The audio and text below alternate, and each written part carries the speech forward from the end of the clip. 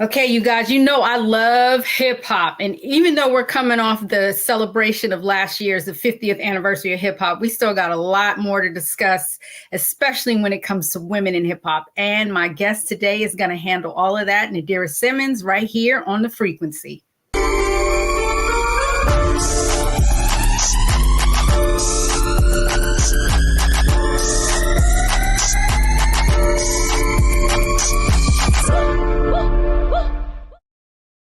What's happening, y'all? And welcome to another episode of The Frequency. I'm your host, Dee Barnes. Now, like I was telling you, you know how much I love hip hop, and we have to talk about women in hip hop. My guest today is writer and founder of the Gumbo, a space that she created for women who love hip hop.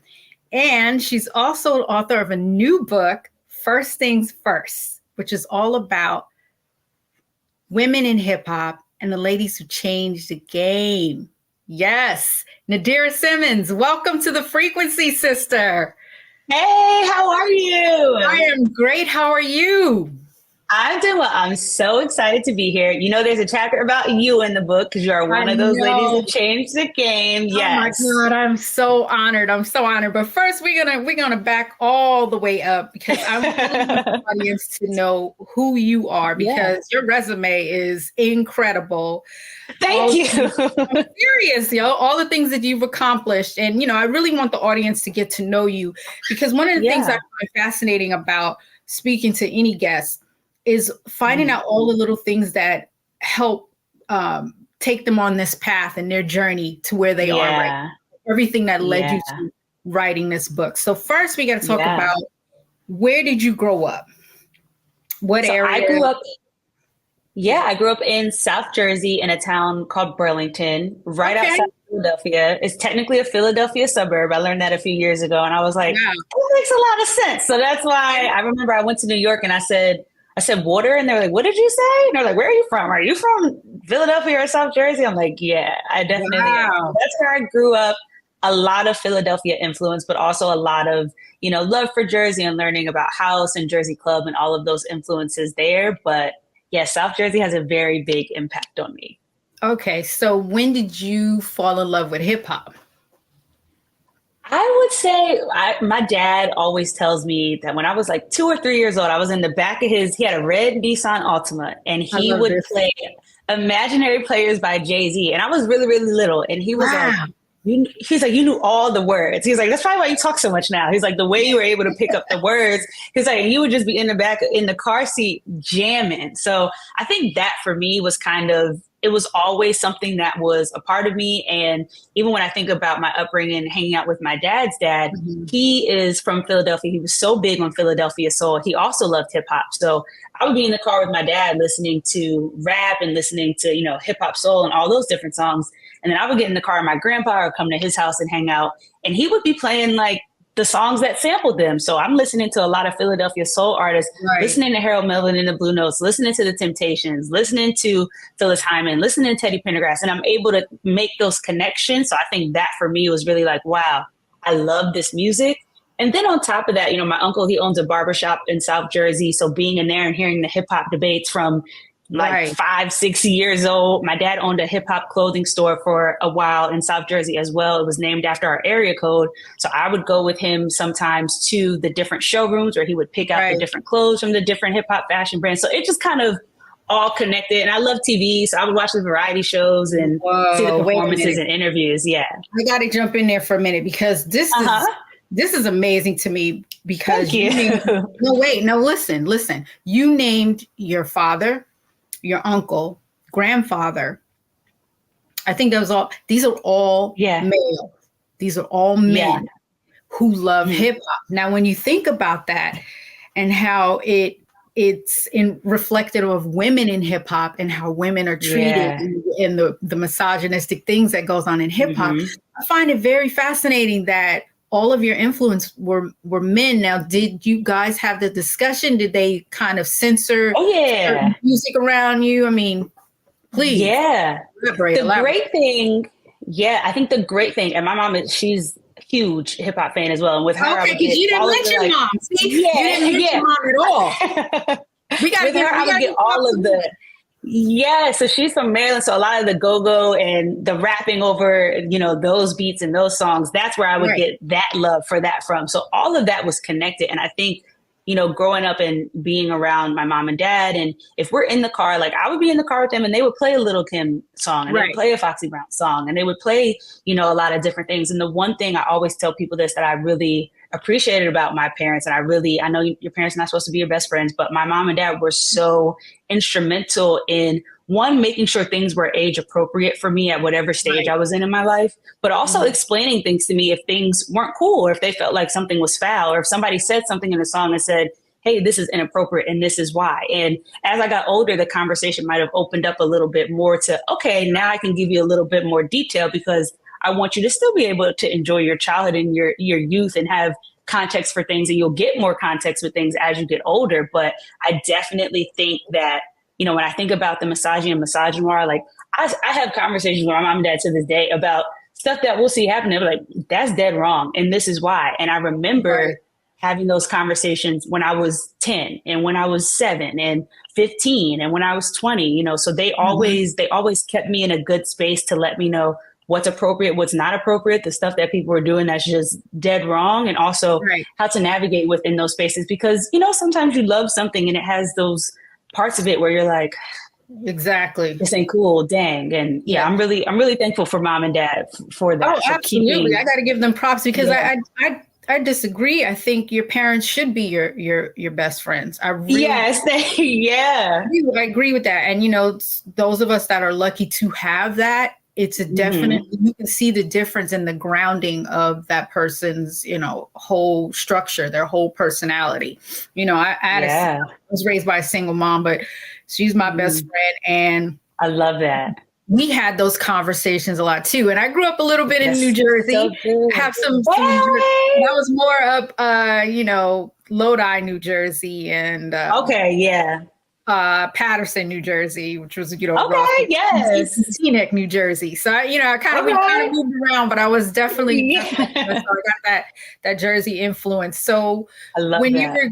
when you were going to school and you know, high school, for instance, or thinking about where you want to go to college, what were some of your influences? Like what brought you to that stage of saying, I want to be a writer? Or did you know you wanted to be a writer?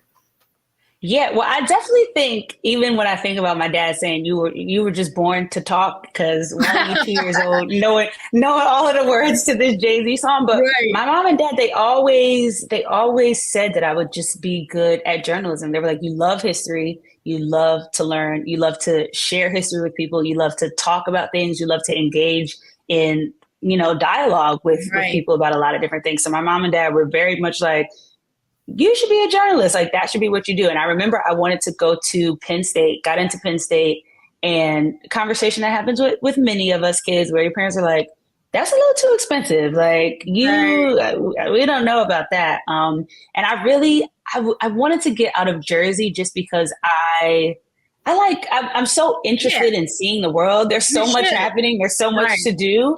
So I really wanted to get out of New Jersey, saw a few other schools in New Jersey because I knew I wasn't going to Penn State. Didn't like none of those. Kind of really didn't like the other ones that I had gotten into. And it was a week before you had like the deadline. Like, you got to decide if you come in here or not. So my parents we're going to go to Rutgers. Like, let's go, see what you think. And I was like, I'm not trying to go to Rutgers. Everybody in New Jersey goes to Rutgers. Like, I don't want to go. I applied to Rutgers too. Yeah, Misty, I was like, I do not want to go here. But I got there. I think it's something in the water to make you apply. Literally. But I got there and I loved it. I was like, this is amazing. The journalism, the Sky School is what they call the School of Communication and Information. And they have the journalism and media studies major. There was so much, and Rutgers in New Brunswick, it's like its own town. So there's 4 campuses, technically 5, but Cook Douglas is 1. You have to take buses to your class. So like, to me, I was like, this is really cool. This feels like kind of what I want. I want to be close to New York City. And while I was at Rutgers, I did Rutgers radio. I also did a little bit of sports journalism. Wow. I like VH1, Daily Show. And then I kind of got to a point where in my journalism classes, I always tell the story because I always remember it, but we were talking about, you know, how to accurately report on what's happening in the news. And I remember something that happens so frequently in this country. There was a school shooting. And I just remember thinking to myself, like, I can't talk about this in a way that does not allow me to express myself and express my emotions. I think, you know, there's a place and it's important to be able to give the facts, but it's stuff that I feel so strongly about. I know I can't sit on the news and just be like, and this is what happened and this is what happened. So that for me, I was like, literally my mom and dad were like, well, you love hip hop, so why don't you, you know, think about that? And I thought about it, dabbled in it a little bit as well, but I also just I love late night. I love TV. I grew up watching The Daily Show, got to intern there during Trevor Noah's first season. I know. I was like, wait a minute. You kind of like went by. I know. Daily Show, you know, just drop Daily Show. You know what I mean? And then I know you went on to do with Stephen Colbert. So first,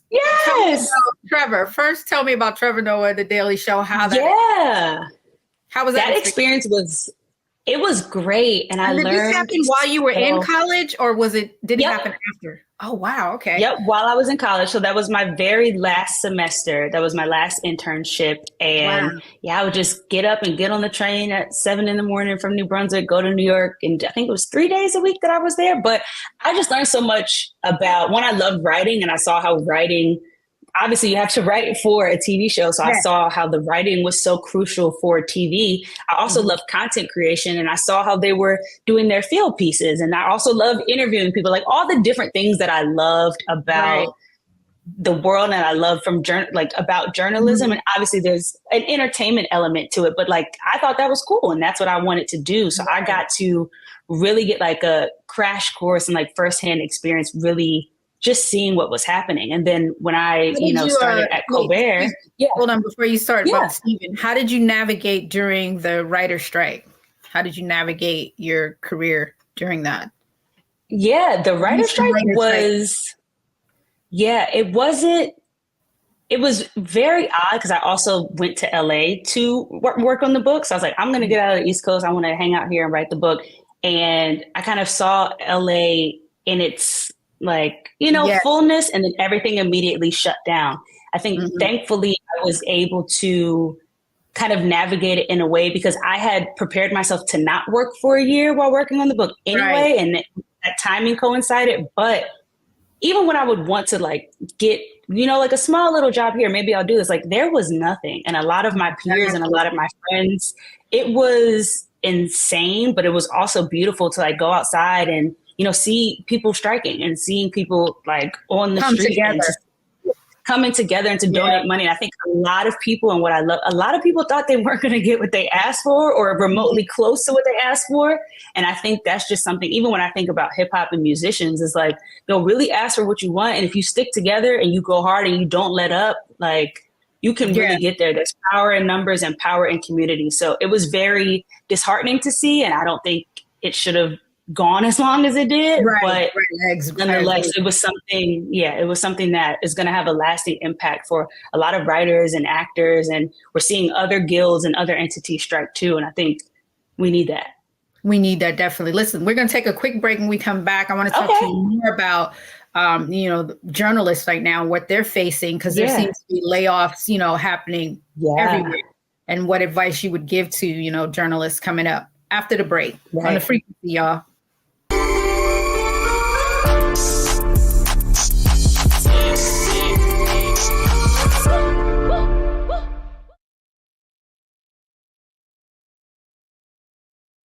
Black Star Network is here. Oh, no punch! I'm real revolutionary right now. Thank you for being the voice of Black America. All momentum we have now, we have to keep this going. The video looks phenomenal. See, there's a difference between Black Star Network and Black-owned media and something like CNN. You can't be Black-owned media and be scared. It's time to be smart. Bring your eyeballs home. You dig? Hatred on the streets, a horrific scene, a white nationalist rally that descended into deadly violence.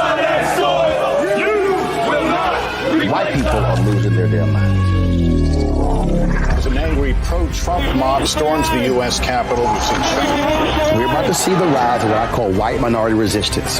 We have seen white folks in this country who simply cannot tolerate black folks voting. I think what we're seeing is the inevitable result of violent denial. This is part of American history. Every time that people of color have made progress, whether real or symbolic, there has been what Carol Anderson at Emory University calls white rage as a backlash. This is the rise of the Proud Boys and the Boogaloo Boys. America, there's going to be more of this. Here's all the Proud Boys, guys. This country is getting increasingly racist in its behaviors and its attitudes because of the fear of white people. The fear that they're taking our jobs, they're taking our resources, they're taking our women. This is white fear.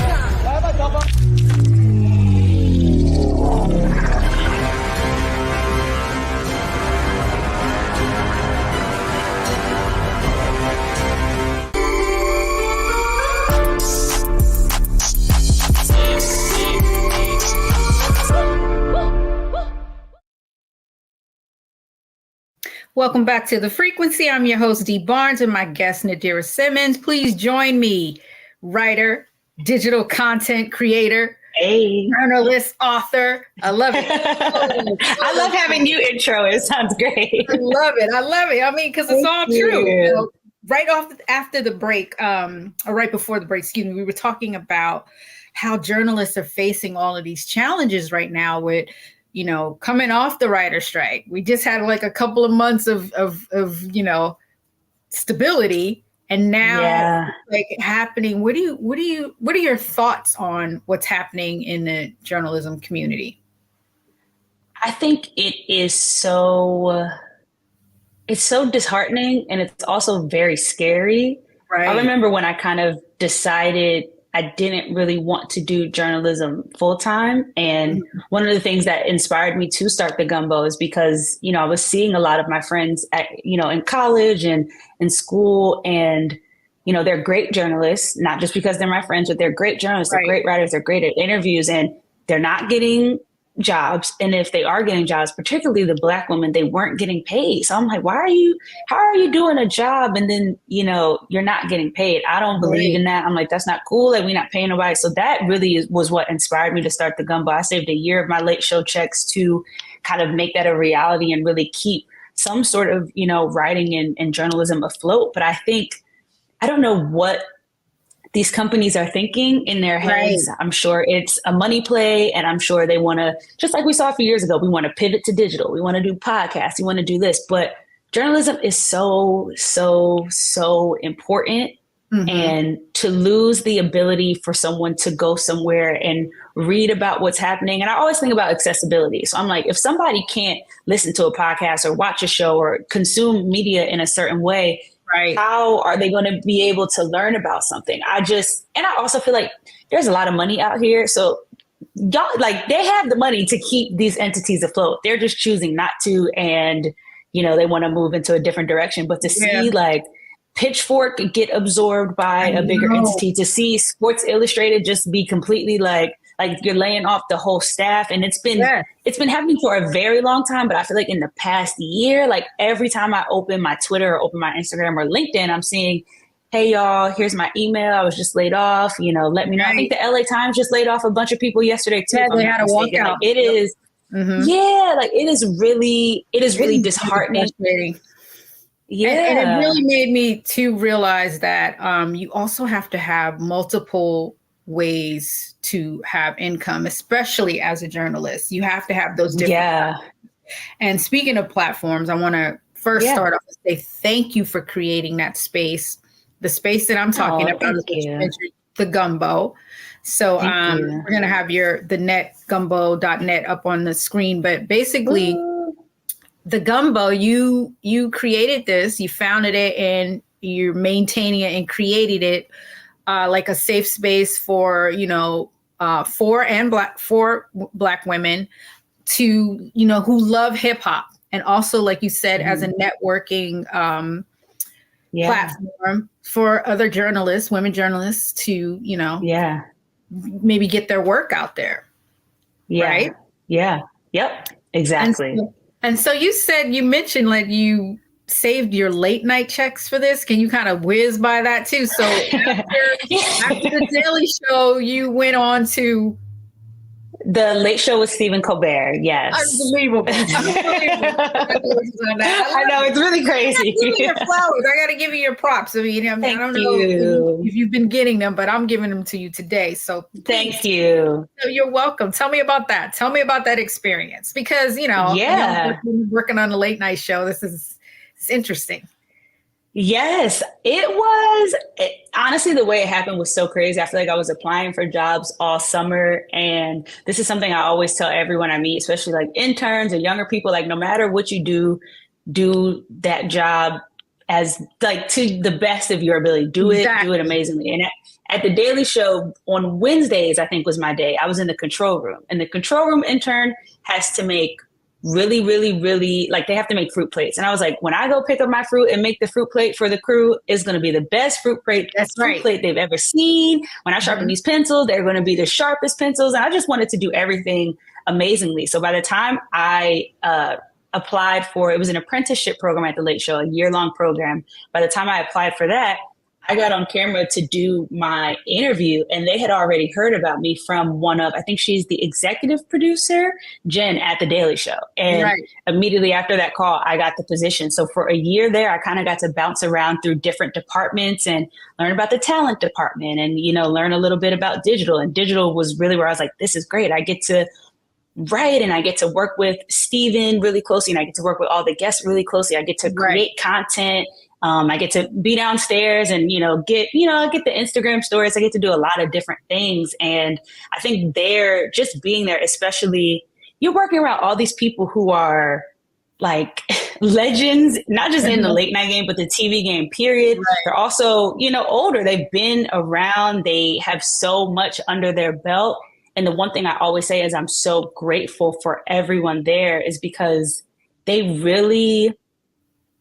taught me so much, and they were always down, whether I wanted to go to one of the writers like, hey, I have a question about a bit. They're like, okay, like come up here after lunch. Or if I had a question for Steven, hey, come in right after my meeting. Like everyone was just so amazing there and so great. And I think that helped me, even though I wasn't really writing at that time, that helped me want to create a space where, one, I could be a good leader, just like the leaders that I'm around.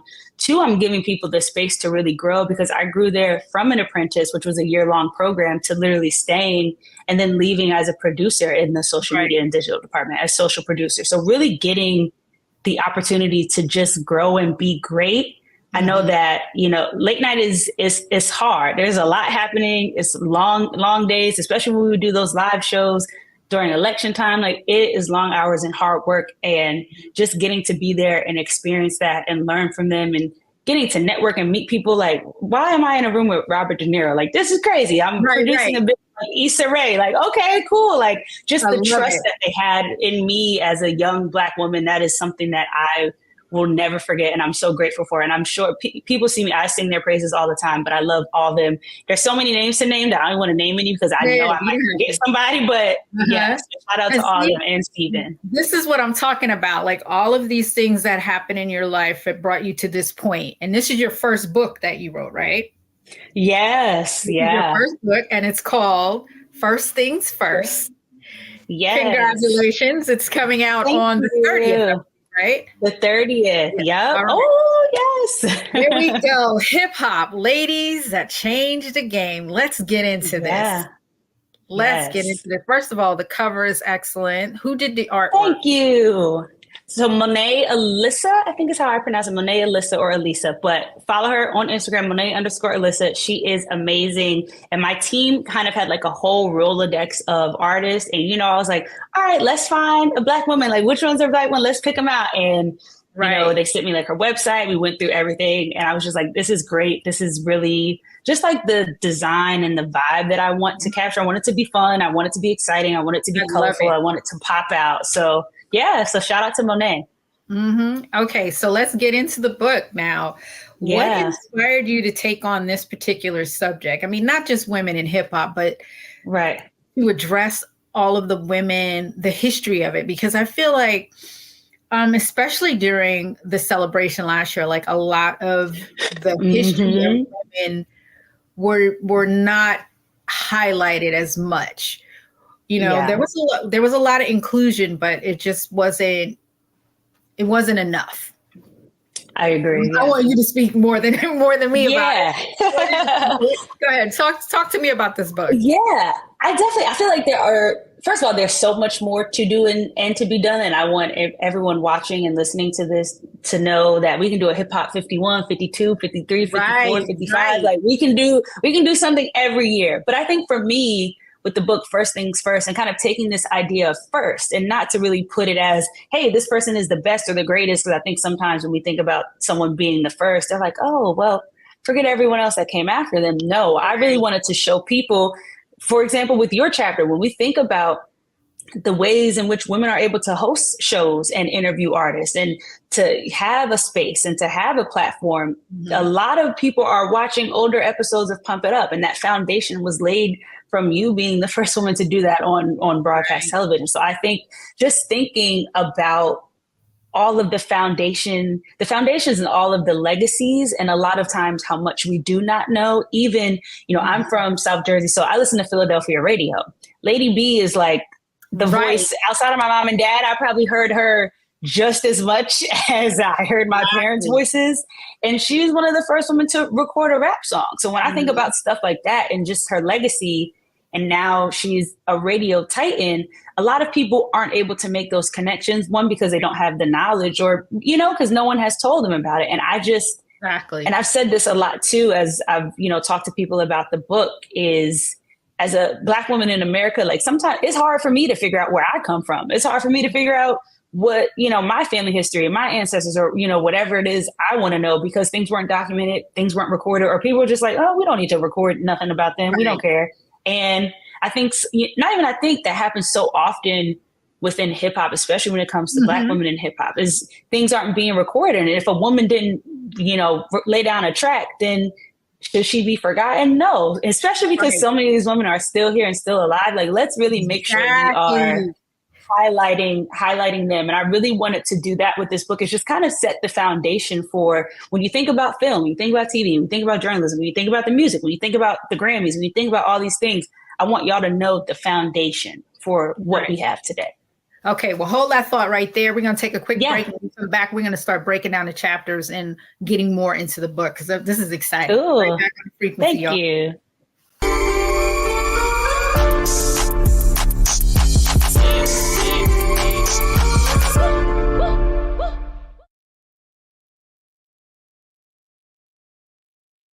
When you talk about blackness and what happens in black culture, we're about covering these things that matter to us, speaking to our issues and concerns. This is a genuine people-powered movement. There's a lot of stuff that we're not getting. You get it, and you spread the word. We wish to plead our own cause.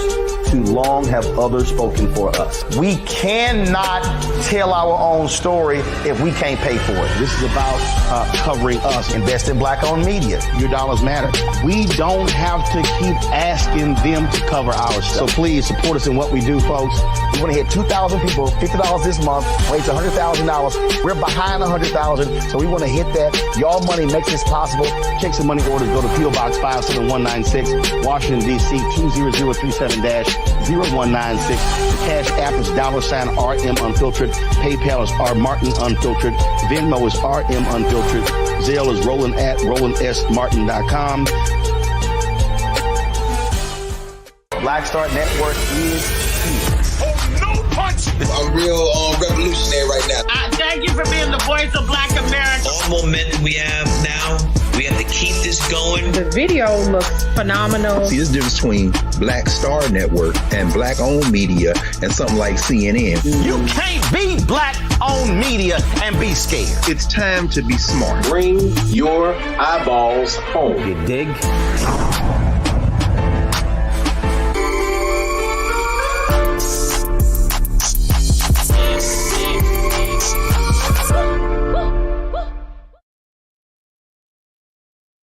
Back right here on The Frequency. I'm your host, Dee Barnes, and my special guest, author and founder of the Gumbo, Nadirah Simmons. Please join me. We were just getting into your book, First Things First. And I want to say, first of all, thank you for writing this. I find it crazy that it's your generation that's really documenting our history.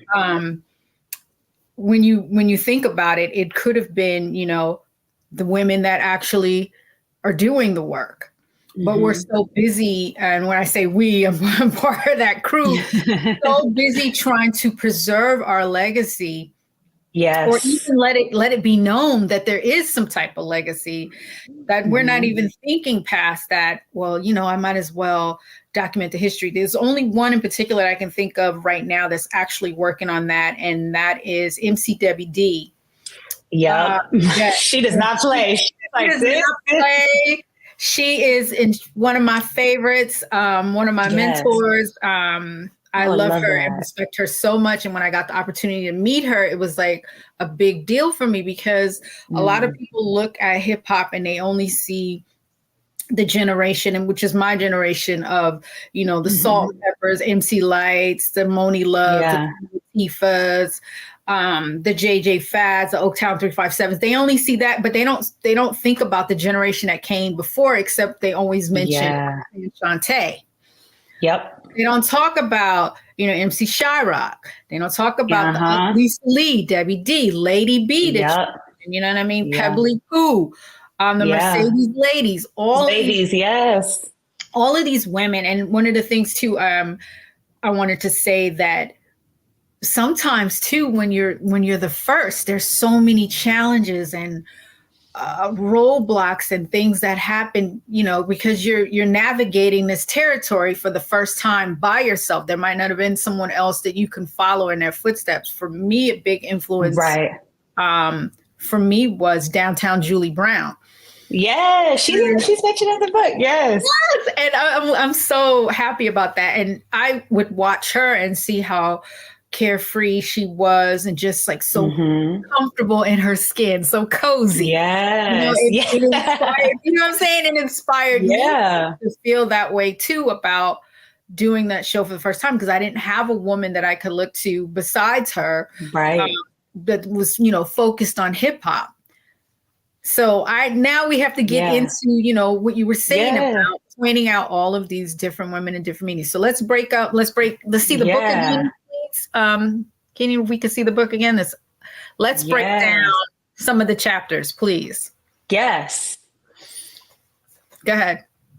So we go, oh my gosh, and I have it right in front of me just because I don't have my hard copy yet. I love it. Yeah, I know. I got to make sure one gets here. Right. So we start the book with the beginning. So we go from Cindy Campbell to Millie Jackson to the first rap records that were recorded. The ladies You mentioned Cindy, but go ahead and explain to the audience. Yes. Cindy Campbell planned and promoted that first official hip hop party. I say official because there's a lot of discussion around, hip hop was prior to 1973. And yes, people did rap before that and a whole lot of stuff. Yes. But when we celebrate that anniversary, we go to 1973, we go to August, we go to that party. So I wanted to highlight Cindy. She's been getting a lot more love and people are really knowing about the story now. Yes, which I think is amazing. But I'm like, I'm not going to write this book and not kick it off with her and document her. I love that you did that, because that's one of my things that I say all the time too. We talk about, DJ Kool Herc, much respect to him, but his sister. That's exactly the title. So I love that. Go ahead. I love that you broke it down. Yes. So we go from Light to MC Trouble. We do interludes, which the interludes are some of my favorite parts of the book. MC Trouble. God, yes. You're gonna make me. I watched the video. That's my little sis. We were so cool, and losing her was devastating. One of the earlier ones of women that we lost in hip hop. Right. I was thinking of Miss Melody too. Yes, her too. Like those were the two big ones that we lost early in hip hop. Yeah, and her chapter was sad one to write, and I watched a lot of footage of y'all two together too, which just made me very happy. Yeah, so definitely shout out to her. I'm so glad. So we go to Courtney Sloan. Courtney Sloan's an interior designer. I'm not sure if a lot of people know about her, but I discovered her through research. And she designed the Vibe offices. She designed a lot of offices for music execs. She went to Rutgers, and I was like, this is really cool, and a person that you probably wouldn't know about. She also designed Queen Latifah's first home. Once Queen Latifah got her crib, she was like, I want you. I used to come to your showroom in Jersey City to hook me up, make my furniture. I was like, this is a cool person. Like, I'm going to put her in here. Yeah, so we talk about Wild Style, the ladies in and around that first hip hop movie. One of my favorite chapters, the next one, is Roxanne Shante. I know she's the subject of the first widely released biopic about a woman rapper, but then I use the second half of the chapter to talk about all the other women rappers that we need biopics on. Now, obviously, I could have written that for days, so there are still more, but I highlight the Mercedes ladies, a lot of the women we just talked about, and just trying to get their stories out there. So you're right after that, chapter 10, Dee Barnes. It's so surreal to be talking to you about that and like thinking about me in a book. And I really want to thank you too for highlighting, it changes the narrative, you know what I mean? Yes. Of having that, you talking about the show as opposed to talking about the incident, because everyone wants to bring up the incident and they forget about the history of the show. And that's so unfortunate. And I think that's something that happens to women a lot. So thank you for correcting that and pushing it out there. It was the first broadcast hip hop show on a network station. It was an early show, an early network with Fox. This is back in the days before, right before Living Color came out on that Fox lot. I used to finish Pump It Up and then run to, the Living Color set and hang out with Rosie. And, she's in the book too. Yes, and Rosie, she should be in there. And I'm on the set and watch the Fly Girls get down, and the DJs and have the guests on. It was even sometimes too, some of the guests crossed from Pump It Up over to In Living Color performing, so it was perfect. You know what I mean? So I just felt, and even just for you, just thinking about you, and there are other chapters where there are certain things to address, but I'm like, I'm not gonna lead Miss D's chapter with it. Like, she has done so much, and your history and your work is so important. And I wanted that to be, this is what we are talking about. Thank you. I am so honored. So, I'm so honored. Yes. There's so many women in there. Please name some more. I know yes. So we have Big Les after that. Then we have Heather B, Sophie Bramley, Queen Latifah, Megan Thee Stallion, Eve, April Walker, Lil' Kim, Misa Hilton, ESG, Mary J. Blige, Missy Elliott, Gangsta Boo, Trina, Nicki Minaj, Danielle Smith, Honey Magazine. I talked to the founders of Honey Magazine. I still have a couple of my Honey magazines. Yes.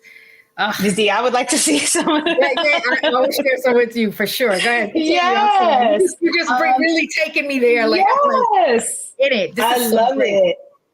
Then we have Angie Martinez, Foxy Brown, Salt and Pepper, Da Brat, Miss Lauryn Hill, and Cardi B. And I just want to say, in the middle of all of these chapters, there are games. There are also different asides where I mention different women. So at the end of the Big Les chapter, I do a whole breakdown of all of the Black women hip hop choreographers that you should know. So there are a whole bunch of names in there that even if you don't see them in a chapter, just read the book. Like they are definitely Mia X. There are so many people in there. What's the game you're talking about? So there are how many games? I think. Are we going to get cards? We need to get cards now, like from your book. I know. I thought about that. Right? Yeah. Okay. That's on my list of things after we get the 30th out the way. But I wanted to do. I think one of the things I struggled with a lot with the book was trying to get every single detail in there. And I told so many people this. I'm like, yo, like my editor, he really calmed me down because when you're documenting the history, sometimes you feel like I got to get everything and I got to be as up to date. And my editor was like, Nadira, at some point you are going to turn in the manuscript, which I turned in July of last year. Right. And he was like, and something could happen the day after. And he was like, news can break, records could be broken, things could be said about a certain person. He was like, and you have to be comfortable with that. And you got to be able to just live with that and create the thing. So once I was able to get to that point, I felt like I was able to just like write and be free flowing, and then also kind of get the information in there that. Did you do all the research yourself? Did you do all the research yourself? Wow. Yes. So journalist skills coming in. Yes. And that was a lot. I was in the library every day for like the first 6 months. What was your goal with the book? What was the whole reason you wanted to do it? I wanted there to be a place where someone could have an archive of information. And I think a lot of those exist. I'm just a big fan of having different ways to access information. So, you can go on the Gumbo, you can go online, but even though a lot of people have smartphones today, iPhones today, I don't know if everybody has the ability to go online and access that. Library cards are relatively easy to get. So, hey, maybe you can go to your local library and check out First Things First to read. I just wanted there, especially when I think about Hip Hop 50, and, I was writing the book during the second half of the book, I was writing during Hip Hop 50 and just seeing a lot of the celebrations and discussions and the talks. And I'm like, yo, like this is one of the things that are happening there are great. Of course, I feel like there could be more, but I'm like, what happens when I leave this event? Where can I go get this information? Where can I find this? And I just wanted to contribute, not necessarily to Hip Hop 50 because the book's not coming out during Hip Hop 50, but I wanted there to be a place where, hey, if you don't know about a Sophie Bramley and how she had MTV Raps prior to it being a thing over here in the United States of America, I would like you to know that. If you're not familiar with a Courtney Sloan, I think that is very interesting. And hey, there's so many ways and realms that hip hop touches. This is an interior designer and a woman who makes furniture, and she is so big in hip hop that she's doing all those different things. I guess that's the other thing too, is I wanted it to inspire. I wanted people to feel like, because I love hip hop, I'm a TV girl. I'm not really in the journalism space in the same way, but I wanted to show people that not only has hip hop touched so many different realms, but there are so many different women who are responsible for hip hop being in these different realms and different spaces. So that was the big thing. And then even when I think about the Big Les chapter at the end, because Big Les has done so much. And at one point, her chapter was so long. I was like, Nadira, I wrote 20,000 more words than I was supposed to. Type receipts for her. Her resume is so long. So I decided to do a crossword puzzle at the end of her chapter. Nice. And instead of me giving you so much more, because you've already read a lot, okay, now I'll try to fill this in and learn. Because so many, like I said, my hip hop memories in the car with my dad, or like in the car with my mom, or at home with my mom. She's putting a CD in. I can attach them to moments. So if you're filling a crossword puzzle and you see that Rhapsody now fills in a box, you're going to remember Rhapsody and Big Les in a different way than maybe if you were reading, you know, a long paragraph. So there are games in there that are really fun. You know what? I think it's so important to have this documented, this history documented, because there are a lot of women in hip hop now, this generation, the younger generation, who don't know whose shoulders they're standing on. No, exactly. You know what I mean? And I, you know, no disrespect, but they don't know the history of the genre that they're in. You know what I mean? Nope. And it's just like, that's mind-boggling to me. Like, how do you not know who came before you? You know what I mean? Yeah. And I think that's important. You got to know, you know. You should. You got to know so that you can navigate your way through this career. You know what I mean? This culture. And that's another thing, too. People lose sight that it is a culture. It's not just. Yes. You know, that's what I love that you covered, you know, the breakdancers, you've covered, you know, the choreographers, you covered, you know, the people that do the interior design. Like, these are things I didn't even think about. Photographers. I'm big on photography, and I women photographers that I covered that, you know, they covered hip hop, and they took like the iconic photos that you see, and no one knows their names. You know what I mean? So I love that we have this reference now. I think it's important. And it's something also that can translate into schools too. Yes. You know what I mean? And I love the idea.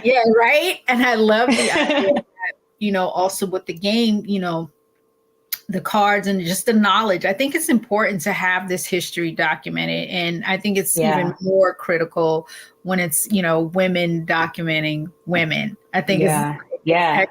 So thank you for your work. I mean, thank you. So I'm excited. I mean, you have all of these chapters in there. And when did you start the project?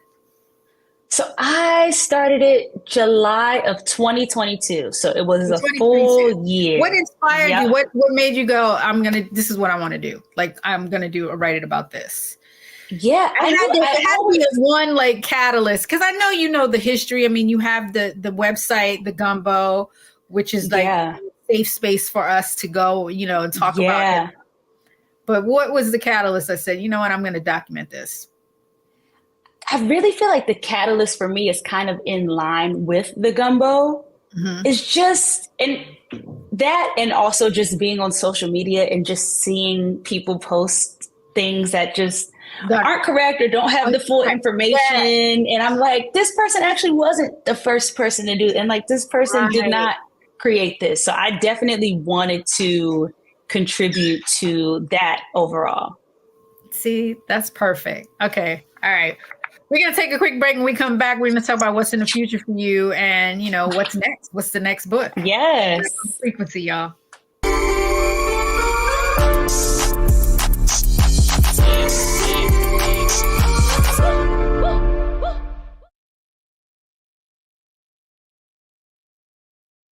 I'm Deborah Owens, America's Wealth Coach, and my new show, Get Wealthy, focuses on the things that your financial advisor and bank isn't telling you, but you absolutely need to know.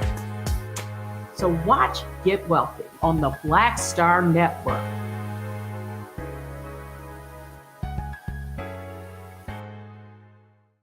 Black Star Network is here. Oh, no punch! I'm real revolutionary right now. Thank you for being the voice of Black America. All momentum we have now, we have to keep this going. The video looks phenomenal. See, there's a difference between Black Star Network and black-owned media and something like CNN. You can't be black-owned media and be scared. It's time to be smart. Bring your eyeballs home. You dig? When you talk about blackness and what happens in black culture, we're about covering these things that matter to us, speaking to our issues and concerns. This is a genuine people-powered movement. There's a lot of stuff that we're not getting. You get it, and you spread the word. We wish to plead our own cause too long have others spoken for us. We cannot tell our own story if we can't pay for it. This is about covering us. Invest in Black-owned media. Your dollars matter. We don't have to keep asking them to cover our stuff. So please support us in what we do, folks. We want to hit 2,000 people, $50 this month, raise $100,000. We're behind 100,000, so we want to hit that. Y'all money makes this possible.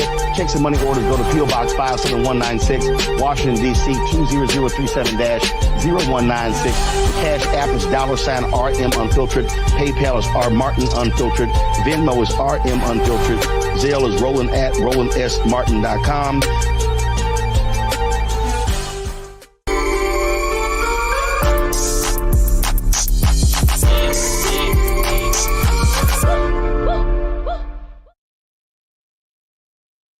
Back right here in the frequency with my guest Nadira Simmons, author, of the new book, First Things First, Hip Hop Ladies That Changed the Game. I absolutely love it. Thank you. Thank you. Can't thank you enough for the work that you've done, especially creating, the Gumbo, that safe space for women who love hip hop. You know what I mean? Because there's plenty of discussions online about it.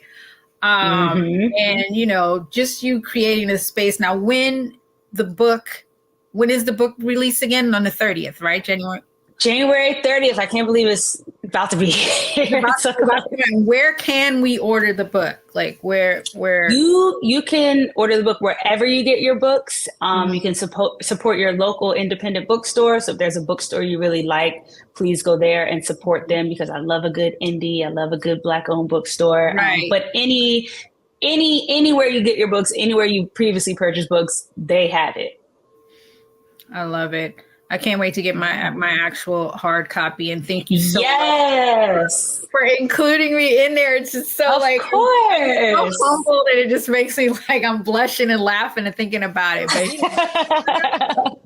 you know what? You had to be in there. Yes, you did that. You see Nash when I'm like, you know what? You go, girl. You did that. Yes, exactly. That's what I'm saying. And I think it's so important for us women to document our history. I mean, it would take your generation. Like I'm telling you, like a lot of these books that are coming out, a lot of things that's being documented. I love that. From the women that grew up in the music. What are you listening to right now? Oh my gosh. I feel like I listen to so much old stuff. I'm not gonna lie. Sometimes I get, I mean, obviously I listen to any new Lotto, new Meg, new Cardi, new Nick, anybody that's coming out. I listen to the new music, but I just always, I love Lil' Kim. She's one of my goats. I always go back to streaming her. I love Missy. I think Missy is so amazing, iconic. I always listen to her. I was so happy she, got inducted to the Rock and Roll Hall of Fame. I mean, that was so amazing to see. And recently, Queen Latifah just got the Kennedy honors. I mean, it's amazing. I love seeing women in hip hop get the respect, get their flowers, get their just due, because it seemed like it's taken so long, just for us to get that. Very long. You know what I mean? Very, very long. For us to get that recognition. So I'm happy whenever it happens, and I love seeing Black women like you, platform that. I wish you nothing but success. Thank you so much. So excited. Next it'll be, the docuseries. That's what we're trying to do. It'll be the docuseries, First Thing First, because we should celebrate this. It should be celebrated, and there's a couple of people in there too that I'm ashamed. Like I was like, oh, I didn't know about that. So I think it's definitely something that's, we need it. We need it. You feel that space. You feel that space for it. That means a lot coming from you, because you are the GOAT to me. You know so much. You've done so much. You've contributed so much. So if you say it's good, I'm like, we good. It's good, y'all. And y'all better order it. You know what I'm saying? And we got to be talking about it on the Gumbo. I'm going to be all up in the comments. For sure. So I will be there. What's next for you? I would like to take a nice little vacation, honestly. I'm like, you can't take a vacation. There's no such thing. I know. I'm like just a nice little week away to go to the spa. So I'm going to plan to do that. And then, like you said, I do want to turn it into a docuseries. I would love, I'm just such a big fan of having things in so many different mediums. I want someone to be able to listen to the book. You have the audio book. You can read the hardcover book. You can get the ebook. And now, okay, someone who might not have had all those things or even known that this existed might be able to watch this online or on TV. So that's kind of the next phase. And I also want to do a book on the intersection between hip hop and television. Those are my two favorite things. It's something that I just love so much. And I love that idea, because I think about the influence that, you know, television and hip hop had on me. Like I remember, and mostly for me too, it was music videos, because I came up in that. Yes. Era. So I remember we had like, I don't know if you remember Friday night videos. No. There was a show called Friday Night Videos, and it used to be hosted by Jesse and Angie from All My Children. Were they on All My Children? Remember? Do you remember? This is probably like over I know All My Children. Back in the day, you know. So Jesse, they were the black couple on All My Children, and they hosted videos like late night Friday night videos. You know what I mean? And then fast forward to Graffiti Rock. Yes, now that I know. Yes. These things had like big influences on me. I would love it. I told you earlier, you know, Downtown Julie Brown. So definitely like music videos. So I would love to see how you relate the hip hop with television, because I can't even. And, you know, I remember like when the first commercials were on, they were terrible. Terrible commercials that they used to have. Remember, like the Pillsbury Doughboy would rap. Yes, would rap. Young for this, but I remember, and I know my generation remember. This is like what? Yeah, like, what is happening? But that was like how they were like trying to, you know, integrate it into the mainstream of commercials. I remember there was back in the day too, was all these commercials with like break dancers in it and things like that. So I would love to see you writing with. You know, hip hop and television. That's going to be great. And then hip hop and movies too. Even though you touched the thing. Right? You touched on it in the book too. Yeah. With there's a lot.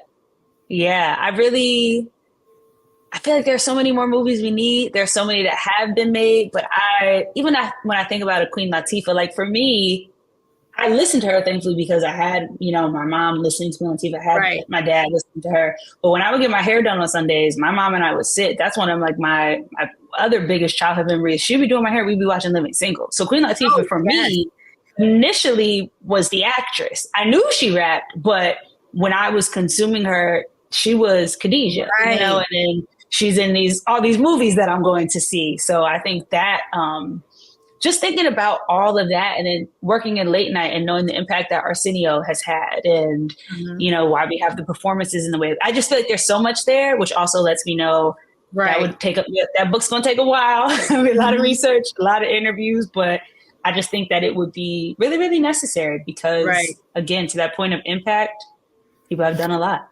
It's so funny that you said about late night too, because initially I always consider myself girl interrupted when I was working. But my goal was to take that, pump it up and turn it into a late night show. I wanted to be that woman on television late night. That was my goal. And then also I wanted the first hip hop awards. Like I was trying. This is prior to I think the Source Awards, or maybe right around. But I wanted pump it up to do like an award show, and I had all of these different ideas, and they were just like, like okay, maybe. These are things that I wanted to do. So I can see where you're going with the book, and I think it's going to be excellent. Thank you. I will hit you up when it's time, because you guys are yes. However I can support, I'm there. I'm there for you. Thank you. And same to you, because, I want the Pump It Up doc book, whatever. The moment I said that in the book, I was like, whenever she does it, I'll be first in line. It's been a challenge. I don't know what made me do it, but I did document a lot of Pump It Up. I documented the 3 years I was there. Just, someone was holding the camera and they've got me, filming, and I have like over 100 tapes. Yeah. And, I've been pushing documentary, but it seems that I have to find balance between, even though I feel like the documentary Pump It Up could stand on its own, everybody wants the whole, they want the whole pie. They want to do. Yeah, they want the whole pie, not a slice. And I'm like, but this is more. But that's a pie too. Yeah. Exactly. I feel like that's more important than, this is like, that's just a chapter that happened where this is the whole book, but I'm getting there. So I definitely want to pull. We'll get it done. Yeah. It's going to get done. It's going to get done. Yeah. Oh, thank you, sister, for coming on. I just want to give you your virtual flowers. Thank you. Tell you how much I appreciate the work that you're doing, and thank you for creating this book and this safe space for us, the Gumbo. You guys, log on to the Gumbo. Okay, get in there, get in those comments, and definitely pick up the book. First things first. I love it. I'm loving this cover. Yes. Thank you. My hard copy. I want it autographed from you. Yes, I'm going to hit you up after because I got a whole bunch in front of me. That's what my laptop is balanced on too. So I'm going to sign one. I know. Right? Mine is on a book too. So definitely. Well, thank you. Thank you for everything you're doing. Thank you for the work. And I wish you continued success. And you definitely got to come back onto the frequency. I'm so down. Update us on what the new segment will be. Okay. Yeah, and thank you so much. Thank you for having me. And again, thank you for all that you've done and continue to do. And congratulations on the frequency. This is amazing. Thank you so much. Hold up that book one more time, please, so we can see that. Yes. First thing first. Okay, yes. First thing first. Let's get it. Let's get it. Thank you. I appreciate you. Thank you. Appreciate you. Okay, we out. Woo, hip hop. I love it. I do. And I want to give a special shout out to Nadira Simmons for, writing that book, First Things First, and just coming on and talking about hip hop with us. And now when she gets to the next level, we're going to have her back and we're going to talk more and, keep it going. Thank you for tuning in on the frequency. Black Star Network.